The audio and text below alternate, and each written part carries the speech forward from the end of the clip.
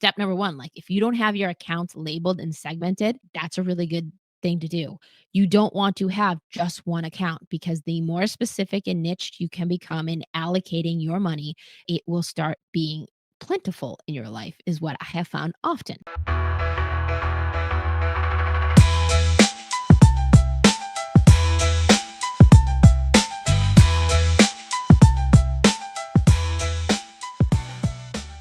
Welcome to the Moms Making Dough podcast. I'm your host, Kendra Hewitt, and today's episode is all about building a better relationship slash connection with your money. And how do you go about doing that? So today I'm going to talk about my ritual on dating my money instead of wanting to divorce it. And I think I've got so many questions on this over the last couple months is like, hey, what do you do when you do your financial Friday check-in? So that's what I'm going to dive into today. I'm going to talk about it from both a business perspective as well as a personal perspective of like, hey, what do I do to do this check-in? Now, this check-in typically takes me on average, because I have multiple businesses, it takes me about an hour to do all of them with my personal involved. But like this could really take you anywhere from at the beginning, it might take you a little bit longer when you get organized on it. I would say average 20 minutes. And it is time so well spent. And I always like to think about like the whole dating idea came up as I thought, started thinking about how like it's like when you're dating, you are super curious, right? You are building connection. You are intrigued by that person, right? In our this case, it's going to be the relationship with our money. You are usually more open and you are usually more available for it.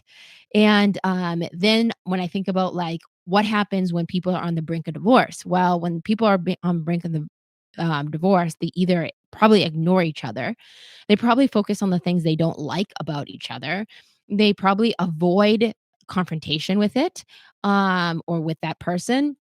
So those are all things like to ask yourself is like, hey, do I have more habits that are leading to me divorcing my money? Or do I have more habits that are leading me to actually making a connection and loving it more? So that's what I want you to just kind of think, keep into your brain. And then this has been a big theme that's been coming up for me lately. So I'll share it with all of you. And that is this is like, creating little habits, especially when it comes to my finances, that help me become more disciplined because that is not my natural state. Is more disciplined. I'm much more. I like the variety. I like the. I tend to like more inconsistency. I tend to be more impulsive instead of more proactive. And so I'm just keeping thinking about like my theme for this month is just like really using my financial Friday check-ins to become more disciplined over disappointed, right? Because what I find is that if I do not have a regular date time with my money, that not only do I avoid it, I become disappointed in it. I become disappointed in myself. And I also, the key here is I start to doubt myself. Should I be doing this? Should I be doing something different? All of this conversation starts happening in my head of like, am I doing the right thing? And that is not a really empowering question that leads to confidence with your money. So my little mantra has become what areas of my life, and money is what we're going to talk about today, do I need to become more disciplined over being disappointed? And one of my absolute favorite sayings, I was just talking to a friend recently about this saying, and she was like, wow, I never heard that before. And we were talking about it in the context, I believe, of a health standpoint. And I was saying that nothing agitates me more of people that complain about results they don't have from the work they're not willing to do. And I think that this is a really good intro for when we talk about dating your money, is that, like, you can't expect to have a relationship with your money if you're not putting in any effort. if you're not giving it any attention, if you're not giving it love where it wants to love you back. So that's what we're going to do today is talk about what does this look like to do your financial Friday date. I'm going to walk you through exactly what I do. Now, obviously you can take this, you can run with it the way it is, or maybe you just take a couple parts of it. Maybe you are just a part of your life where it's like, hey, I can only focus on one thing. What you focus on always will expand, right? So, and so will what you avoid, right? Except instead of expanding, usually what you avoid starts to contract. And that's what we don't want to be happening in our relationship with money, where it starts going from back into scarcity thinking rather than living in abundant thinking. So, personally, this is the benefits of doing this Financial Friday date. Now, do I do this every single Friday? No, there's definitely some exceptions. Last week was one of those weeks where I had a really busy schedule with calls and that sort of thing. So I did do a Financial Friday check-in. However, it was a lot more modified, and I ended up doing the remainder of it on my Sunday night as I planned my week out. But I have found the more consistent, just like anything you are, the more disciplined over disappointed you will become. So here's some of the benefits I want to just like couch this concept in. And that is this is that first of all, there's three things that I look to do with this money check-in. Number 1 is I want to create peace of mind. I want to know what's coming in and what's going out. Even if there's possibility of shame and or frustration of that it's not coming in fast enough or I'm not making enough. I want to start to get familiar. Like, what are those feelings? And what do I need to start doing to create more peace of mind knowing what's coming in? And I also need to get a handle on, of course, what's going out, which we're going to talk about, what that looks like. And then I want to build confidence in not only my relationship with myself and money, but also in, if you're a business owner, in paying myself first, which is, like I said, the thing that is the bread and butter of what I coach on because it is such a hard habit for us women entrepreneurs, mompreneurs to really actually implement into our lives. But it's something that makes an absolute is can be a game changer of a difference.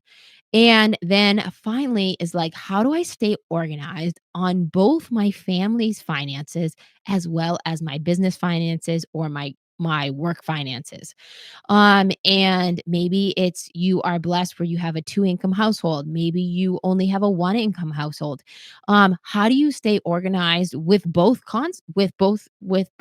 containers, right? So those are the three things is that we want peace of mind, confidence, and to feel organized and thus empowered when it comes to our relationship with money. Can we say yes to this? Do we have to wait for this? Do we have to plan for this? It start to giving us so much more room for being this act of discipline is going to set us up for so much more success instead of us being disappointed. So I want you to really start to think about, like not overall, just to kick it off is like, what is my relationship with money? But start to um, commit and schedule like Tony Robbins says, is like what schedule becomes real.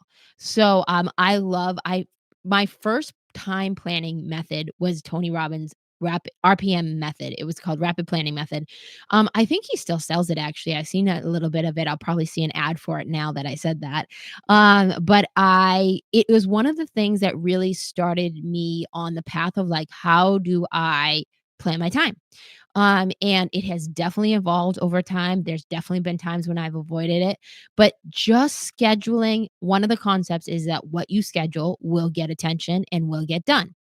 So just scheduling the time. Maybe for you, it's not on Fridays. Maybe it's Thursdays. Maybe it's a different day. Maybe it's an evening when your husband or your spouse can help you with your kids. Um, and maybe that it's a two-part conversation. Maybe it's a check-in with yourself and then a check-in with your significant other. That's the phase I'm in right now is where I've had this habit of the financial Friday check-in, but now we're starting to get the habit in with my husband and I where we do this much more consistently, and it leads to connection instead of chaos.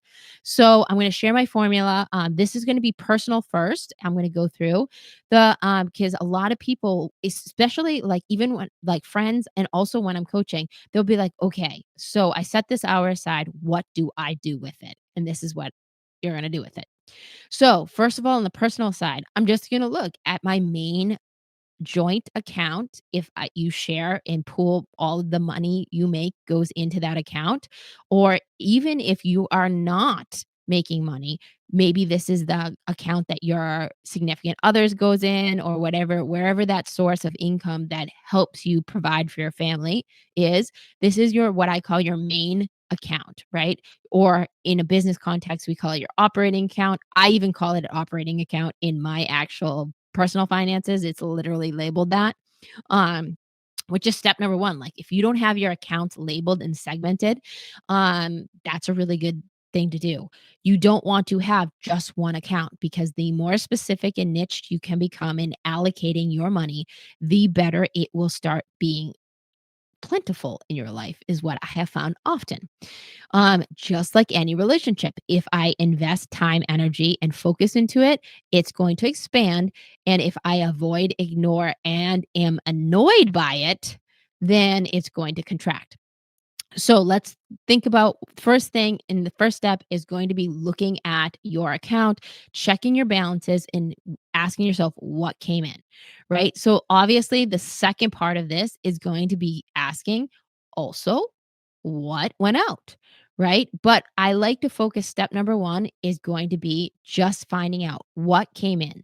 Now, if you collect money after taxes, or if you collect dividends in forms of payment, I just want you to write that number. Like, what actually hit your account is our first number.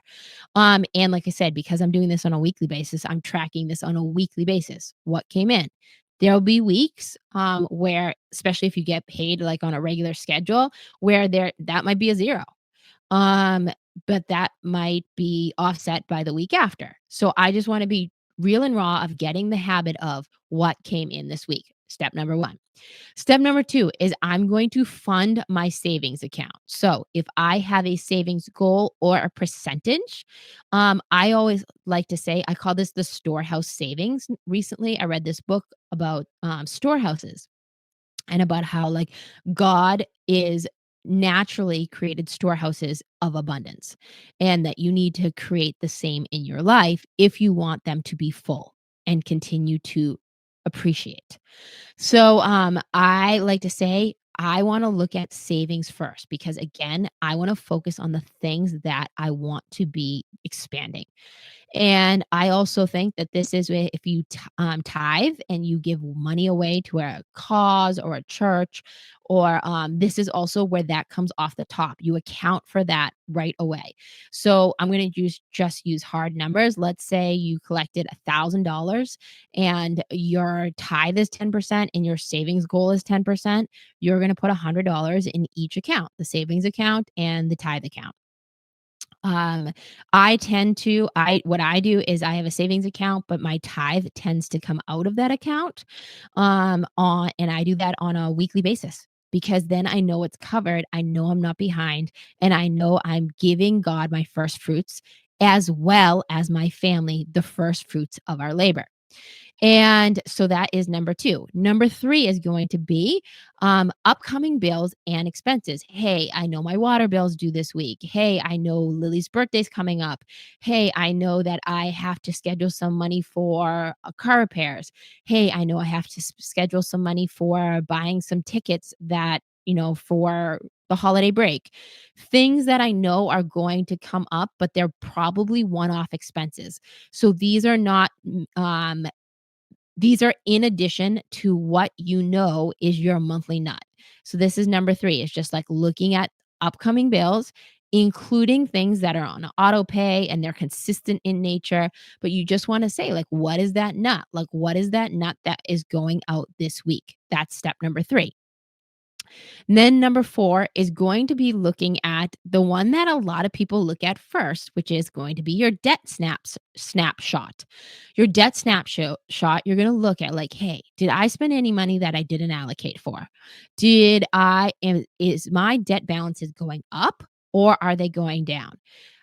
I'm a big believer in that you wanna pay small balances off right away, and I'm a huge believer as of this year, I've been really diligent about this, and it is starting to pay off, on just automating intercycle payments. So instead of knowing like, "Hey, on average, I put $2,000 a month on this credit card, and this is where I put all our groceries and our gas and all that kind of stuff," and I have different credit cards that I use for different things based on what their rates are, what their offers are. I do look at all of this stuff. For example, when I reviewed my debt snapshot last week, I have one points card that I've been putting a lot of house purchases in the setup of our Airbnb on, and I realized that actually it's on a promotional rate, which is really, really good. However, that promotional rate is ending at the end of this month. So I put on my list in this part of my financial review that I need to call them and request that I get that rate and or I need to plan to pay off that balance in full.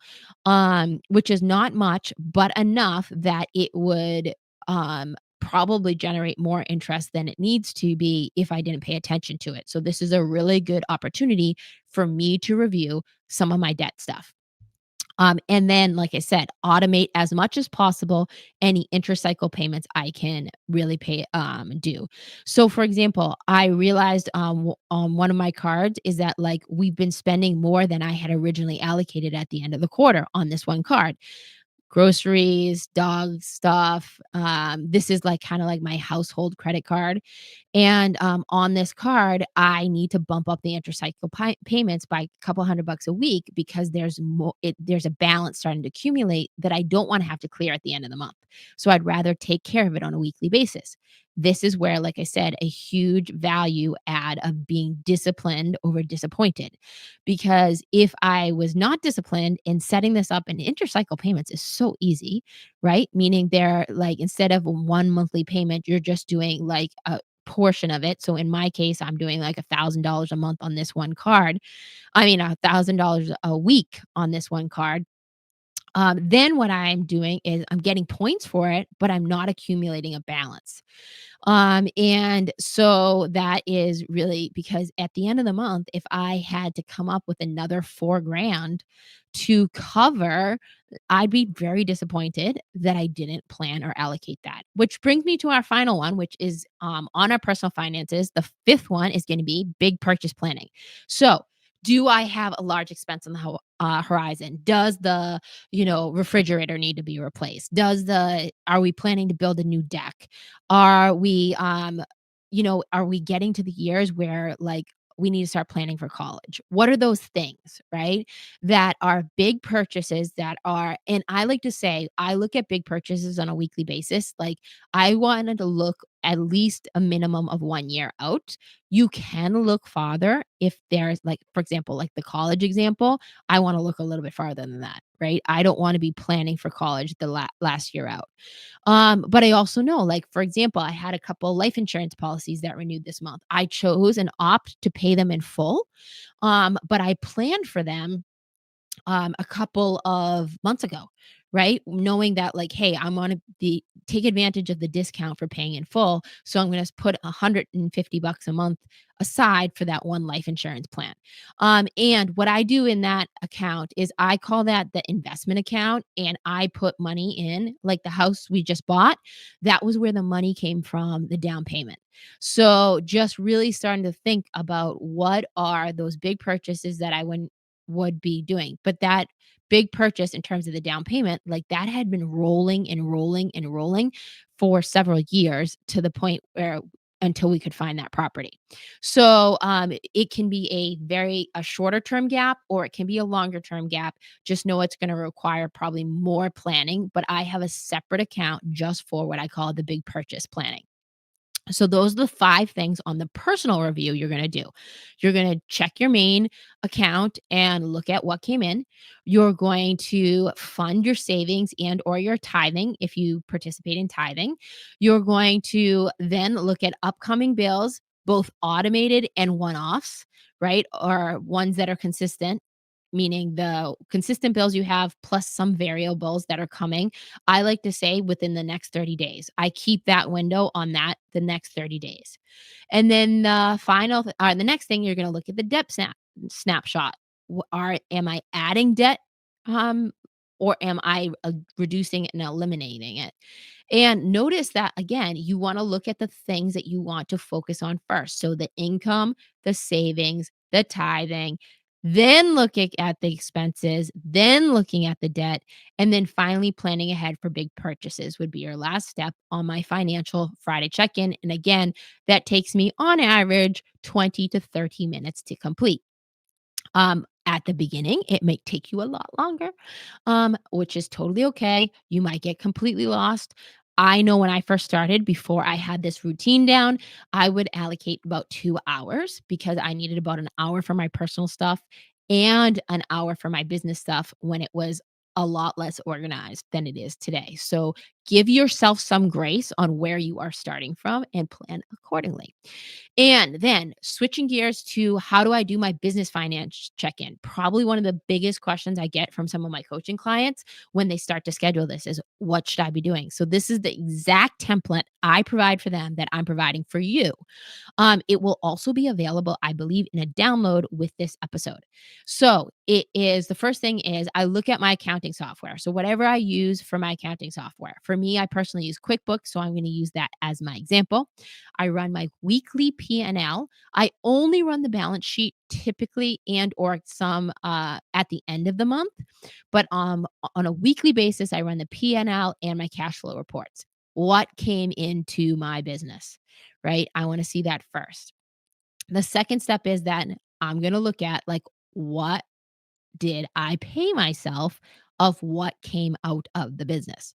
So this sometimes can be extremely humbling. Like I said, this is one of my absolute favorite things to work with people on because it was one of the things that was so painful for me is like, hey, we're working so many hours, we're working so much, but how come we're not taking enough home because we didn't have the principles in place to understand the value of paying ourselves first. So that is the first habit, just like I'm going to do in funding my savings accounts on my personal. But in my business, I'm going to look at what do I need to move into my profit account before I take a look at the next thing, which is going to be expenses.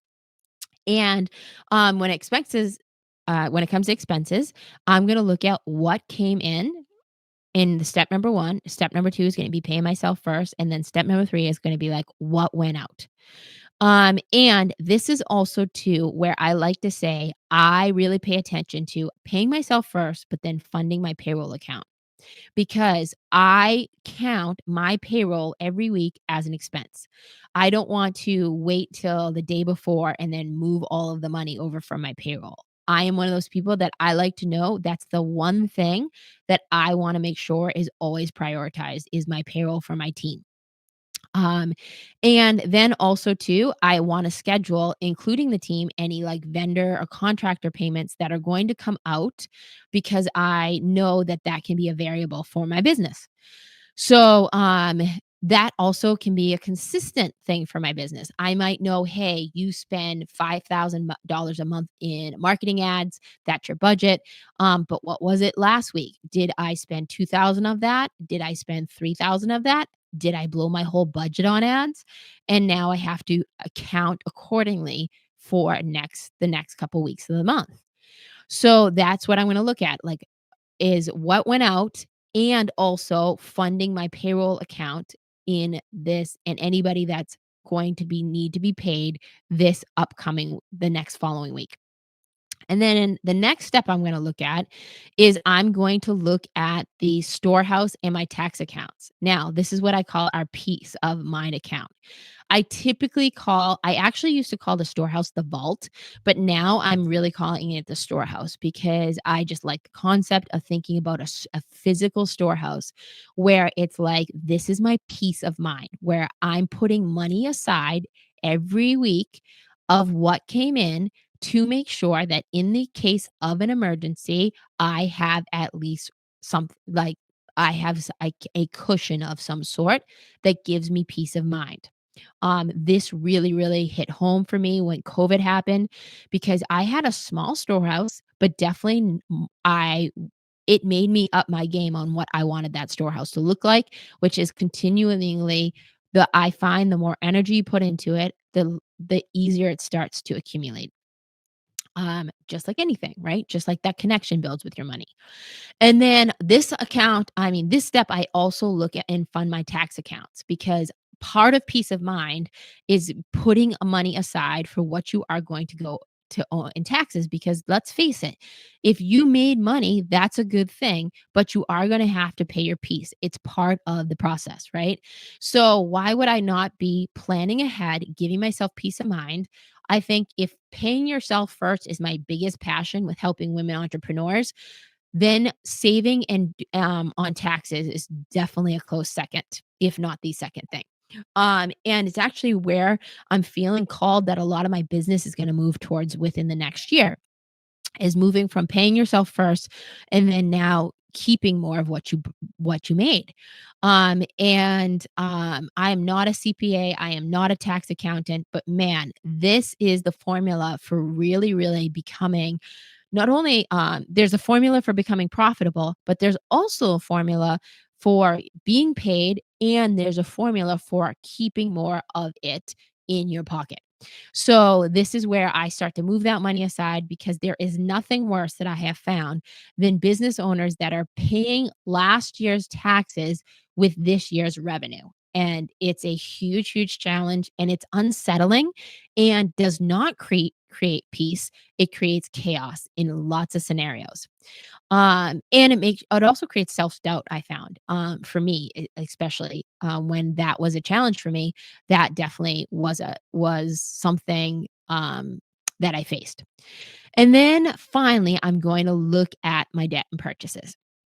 So I'm gonna see like, hey, um, did what are the things that I ended up putting on credit? Am I accumulating debt just like I did in my personal talk?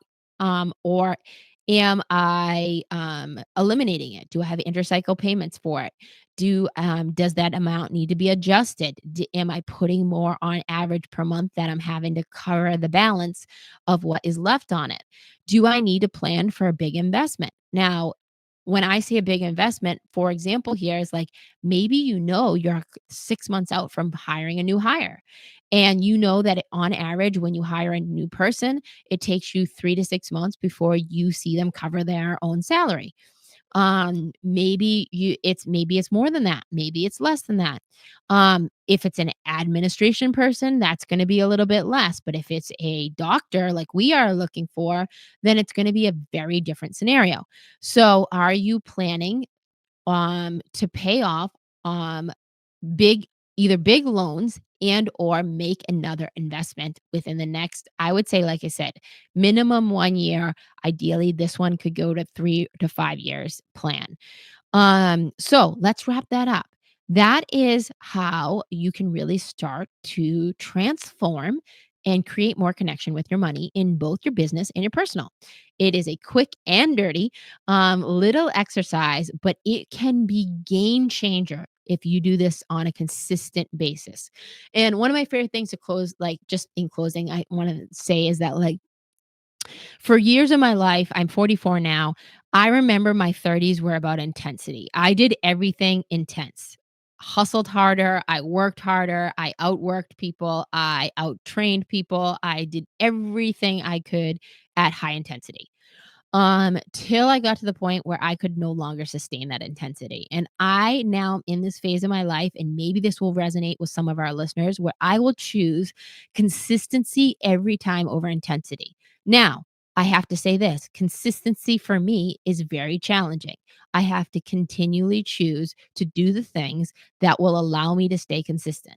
And this is where the concept of, like I said, becoming disciplined over disappointed in myself is, or disciplined with myself instead of disappointed in myself, is really been hitting home for me. Maybe that hits home for you. Maybe you're that one person that needed to hear that today. And that's why I felt compelled to share it. But I just want you to really dig deep and know that setting up this 20 to 60 minutes a week, more, like I said, if you have businesses or multiple ones, or even rental properties that you're managing, um, that this consistency in doing this in disciplined exercise of just checking in with these 5 items in both your business and your personal life will build over time and lead to a definitely a dramatic result in terms of more connection, more confidence, and more clarity with your money instead of confusion and chaos and uncertainty that none of us want to be facing.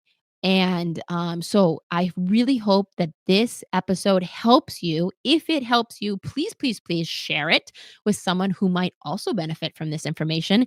And as always, please feel free to rate, review, and subscribe and send me your messages of like, what do you want to hear me talk about more? Just like this topic, I got a lot of requests for it. Can you go over what a financial Friday looks like? So I'm happy to answer it for those of you that asked. And I look forward to seeing you next time on Mom's Making Dough podcast.